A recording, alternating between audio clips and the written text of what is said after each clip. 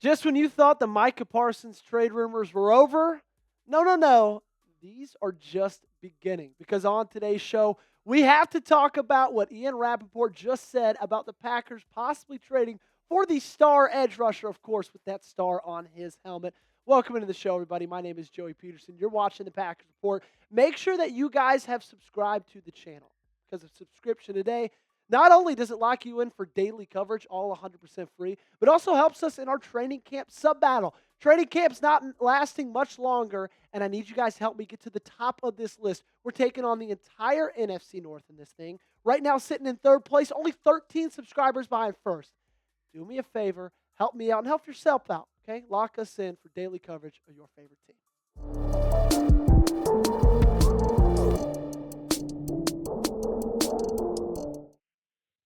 These are crazy, man. They are crazy. And after we talked Ricky Scoops last week, I kind of thought, okay, maybe these are going to slow down, but these seem like the train has just started. It seems like these Micah Parsons trade rumors seem to actually be legit. And again, I reminded you, August 14th, last Thursday, was when we discussed these last, because Ricky Scoops, a guy who is an NFL insider, but he's not an NFL insider, but he has a lot of NFL insight, but nobody knows who he is, tweeted out, even though I don't think he'll be traded, the Packers have a very serious trade offer on the table for the Cowboys' Micah Parsons. And I heard everybody, and I'm talking everybody in my comment section saying, Joey, he's not a real insider. This is so dumb. This is so stupid. How dare you talk about this? This channel should be blown to smithereens.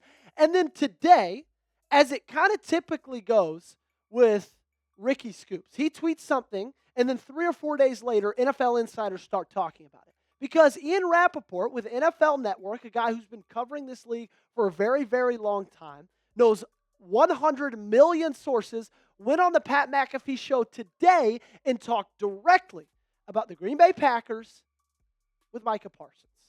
I would expect that the Packers would be among the teams interested, said Ian Rapoport.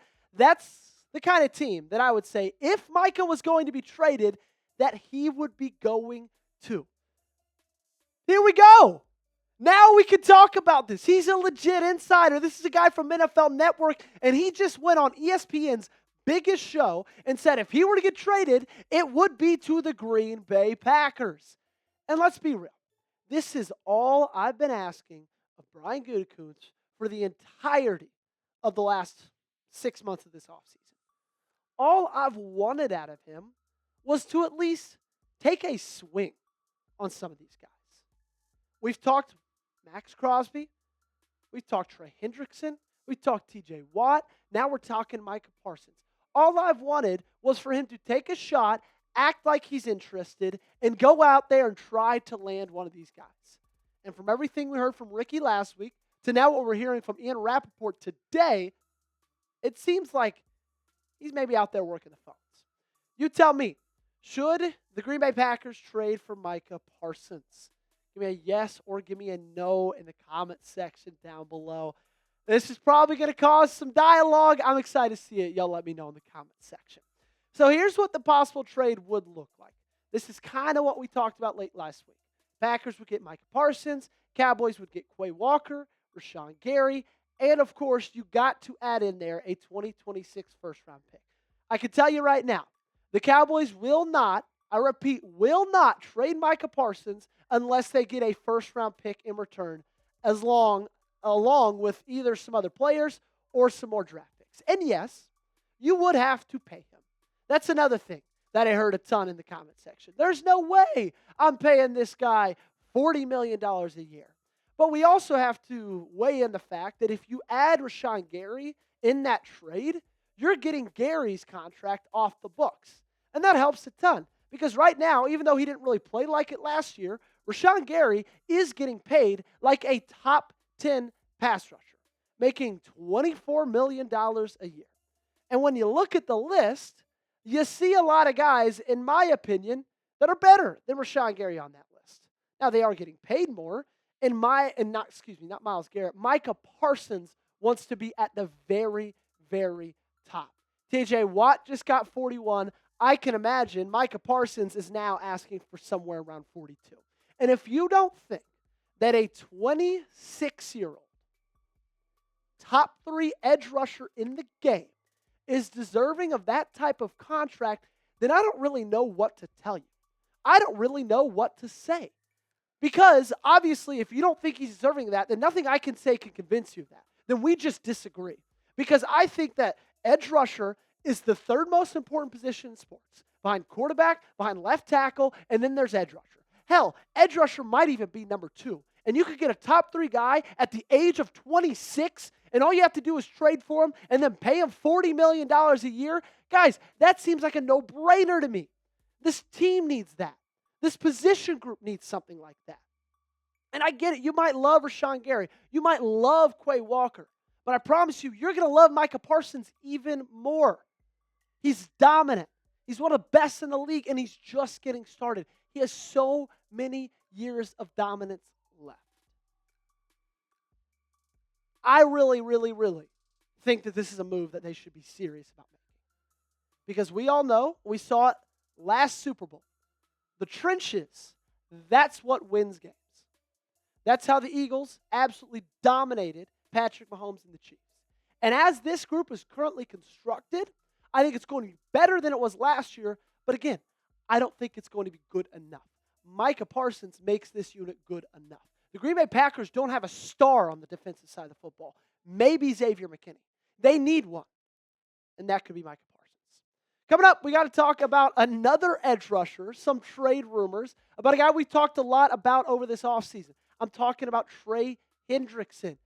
You got to wait and see what I got to say about him before that. I got to say something even better than anything about Trey Hendrickson, because you could get this Packers hoodie for $44 right now. All you got to do is go to chatsports.com/Packers hoodie. I made it super easy. I put that link in the comments section, also in the description of today's video. I don't know if you got birthdays coming up. I know Christmas is a couple months away, but by the time Christmas rolls around, this thing's not going to be $44 anymore. So if you need a gift, this is the perfect one to give. It's comfortable. It looks great. It's got that old school player doing the Heisman post in it. I think this is one of the coolest things that they have at Fanatics right now. It's only $44. Chatsports.com/Packers hoodie. That's where you need to go. Again, I put that link in the comments and description of today's video. Alrighty, we talked Micah. Let's talk Trey. We got some new trade rumors on Trey Hendrickson. I know this has been a roller coaster throughout the entirety of the offseason. The very beginning felt like they were going to trade him. Then they talked about signing him. And then the signing talks went poorly. And then he showed back up at training camp. It's been up and down and up and down. And I promise you it's not over yet. Because Ian Rapoport reported this past weekend on Sunday, with talks at an impasse, the Bengals are listening to trade offers for perennial Pro Bowler Trey Hendrickson, per me and Tom Pelissero. It's unclear if the NFL sack leader will be playing elsewhere in 2025, and a trade will be a real challenge, but time will tell. And initially when I saw that, I said, all right, let's go. These are back up. This was 3 days after the news came out after Micah Parsons. And so initially I was like, sweet. They are kind of back into trading him. We know that Green Bay was interested in Micah Parsons, supposedly. And so I thought, great, maybe they're going to be interested in Trey. And then Diana Rossini dropped this bomb this morning, saying the teams that have recently inquired about Bengals star Trey Hendrickson were told Cincinnati's asking price included a young defensive player and a 2026 first-round pick, according to league sources. The player heading back does not have to be a pass rusher. And honestly, guys, I just feel like that's way too much. I feel like that is far too much for a 30-year-old edge rusher who hasn't really been practicing since the season ended. I think I'd probably do a first-rounder. Straight up. Trey Hendrickson for a first-round pick. 35 combined sacks over the last 2 seasons. You're not going to find that guy in the first round of next year's draft, especially when you're picking towards the end of it, which I expect Green Bay to be doing. I would do a young defensive player. I'd do a young defensive guy and maybe a later pick, 4th or 5th round for Trey Hendrickson, but I would not do both together. It just doesn't make sense to me because he's 30, 31 years old. He's only getting older. His production is only going to go down. And you have to pay him on top of that. And to be honest, like Cincinnati's kind of crazy if they think that they're getting this. Like they are absolutely nuts, which shouldn't surprise you it shouldn't surprise me because the way that franchise is run and the way they've been proving they've been run over the last 3 months, this honestly is not a shock one bit. Nobody was giving them that before. And now, later into this process, they just think that someone's magically going to say, okay, here's a first rounder, here's a young defensive player, go, give us your 31-year-old edge rusher. Sure, he's really good, but I want to give up my first rounder, and I also want to give up a really young guy that I'm really excited about. It's not going to happen. It hasn't happened over the last 3 months. I don't know why they think anything is going to change anytime soon. Now, the stats are impressive.